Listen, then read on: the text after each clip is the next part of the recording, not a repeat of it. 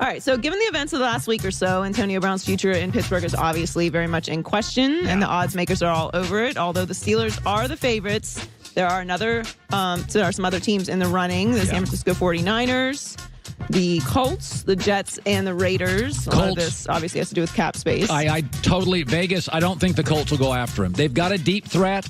They're building a culture there. And I think Le'Veon Bell is a more realistic landing spot. And I'm not even sure they like him. They're young. Andrew Luck has set the tone for the organization, which is quiet, reserved. I would take the Colts off that board. I do think the Jets, Pittsburgh 1, Jets 2. I believe the Jets will make a move for either Antonio or Le'Veon Bell. That is my gut feeling. Well, the cap situation isn't as bad as we originally thought. It basically would be a wash for this season. The Steelers? If they cap, yeah. I mean, as far as for the future, it's basically the same amount of money if they keep him or trade him for this year. Moving forward, they'd have some freedom in the next 2 years. So I do actually think that he will be moved based on that. Now, last night was an awesome watch. The Rockets beat the Warriors in a thriller. James Harden hit an incredible three-pointer, almost fouled, by the way, on a double team to win the game for Houston in overtime, 135-134. He's averaging 42 points per game since Chris Paul's injury. They've won 11 of their last 12, going from 14th to 4th place in the West. It was a great game last night. Really, really fun to watch. And I think that the Rockets have actually turned a corner. Yeah, they figured them, but it should be noted that Chris Paul's hurt. And well, look how great they're playing without Chris Paul. Well, that's what I'm saying, but that's not real because in a month he'll be back. So Harden's getting all these numbers, and everybody's standing around watching Harden. Clint Capella made some shots last night. But in the end, this is not the team. They're going to have to figure out how to play because Harden's not going to get all these shots and points when Chris is back. No, he's not going to get all these shots, but I don't think it's going to hurt them to have Chris Paul back. That's the difference because they've had Chris Paul and had success before. So they're going to have to work him back in. He's obviously not going to get the usage that he's getting right now, but he is playing great. And this is the end of the game. Actually, the refs are always a conversation with James Harden, but did you see the Kevin Durant play? We're showing it right now. Yes. Just an unbelievable miss by the refs. I've never seen a call this widely missed. I mean, what is that? What is that? Terrible call. I mean, it basically just erased all the missed calls that they've ever gotten on James Harden. I mean, he's walking out of bounds. Can you imagine if that was an NFL playoff game and that stood? It's remarkable. Kevin Durant even said that they were missing a lot. That's how bad it was. And then Chris Paul weighed in on Twitter and said that the refs were doing the Bird Box challenge. Have you seen Bird Box yet? No, have you? Yes. What do you mean? What are you doing? You're a Netflix guy. You got to watch Bird Box. It's Sandra Bullock? Yes. So the very beginning of every time you turn Netflix on, the entire world has watched this movie. Is it any good? It's good. I'm going to save my opinion for it after you watch it because I want to discuss it with you. Bird Box. Bird Box, yes. All right. Joy with the news. Well, that's the news. And thanks for stopping by. The Herd Lie News. A multiple-time Pro Bowler. He's got 3 Super Bowl rings. Let's bring him on. Mark Schlereth on a Friday at these big football games. By the way, so take my audience from regular season football, which is intense. Hold on. Hi, Joy. Good morning. Good morning. Have you seen Bird Box?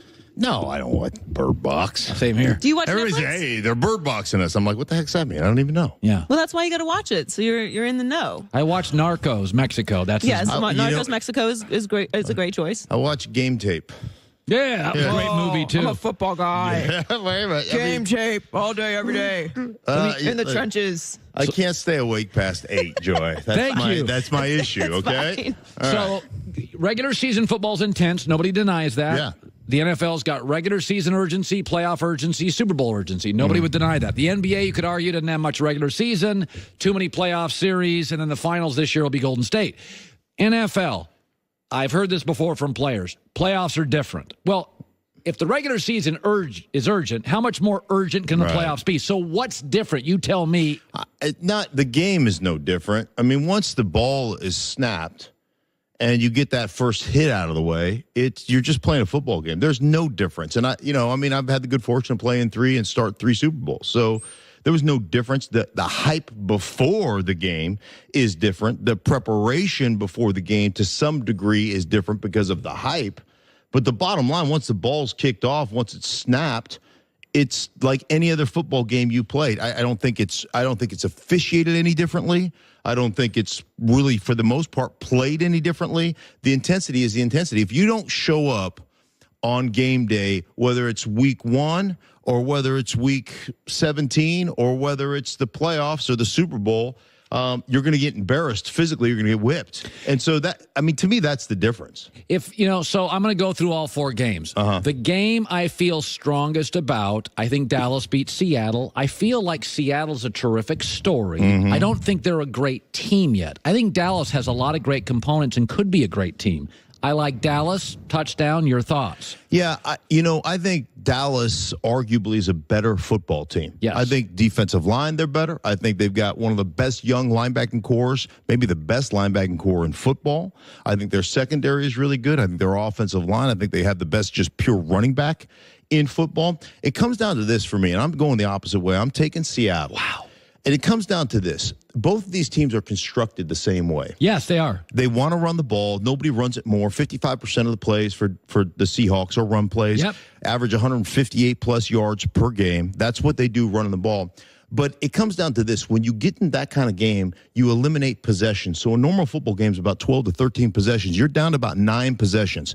In those 9 possessions, whose quarterback in the red zone do I trust to make more plays? Russell Wilson. That's what it comes down to. Now, let me just say this. If they go back, if Scott Linehan, their offensive coordinator for the Dallas Cowboys, goes back to Dak Prescott's rookie year and runs, 8 or 9 design QB runs, especially in the red zone with the RPO stuff and the ability to take your quarterback out and run him in design situations, I think that makes them one of the worst red zone teams in football, one of the more dynamic teams. So if they're willing to put their quarterback in harm's way, I think that levels the playing field. But just based on limited possessions, whose quarterback do I trust to make more plays? I trust Russell Wilson to make more plays. All right, let's go to Houston and the Colts. They split their games. Andrew Luck was great against both. I tend to lean, because I love Luck, I tend to lean Colts because I think in this moment they're playing better football. In this moment, I don't trust Houston's secondary or their O-line.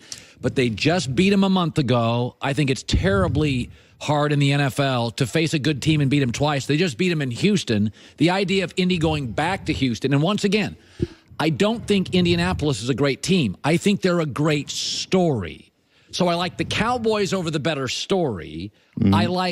This is a coin flip to me, and what worries me about Indy, I think the story part of them is better than the personnel part. Yeah. I see. I like your way of thinking there, and obviously I like what both quarterbacks have done. You're 100% right. I mean, you look at Indianapolis in the last, I think, 8 weeks, they've given up less pressures and less sacks than any team in football. It's starting to look like that young Cowboy line. Like the year before it became the best line. Right. If you go the year before, you're like, boy, that Tyron Smith and Zach, boy, they've hit on a lot of draft picks. Right. The next year was the best O-line in football. Yeah, and and I look at Quentin Nelson and what he's meant to this football team. 1, I mean, the guy's an absolute beast. 2, he's changed the toughness quotient of that football team. Not only does he flat back you, then he rubs his undercarriage over the top of your face mask, right? Just to let you know, he gives you a walk by, and just let you know who's the boss. I mean, I love it's like a dog, marking its territory. Sure. The guy is phenomenal, what he's been able to do.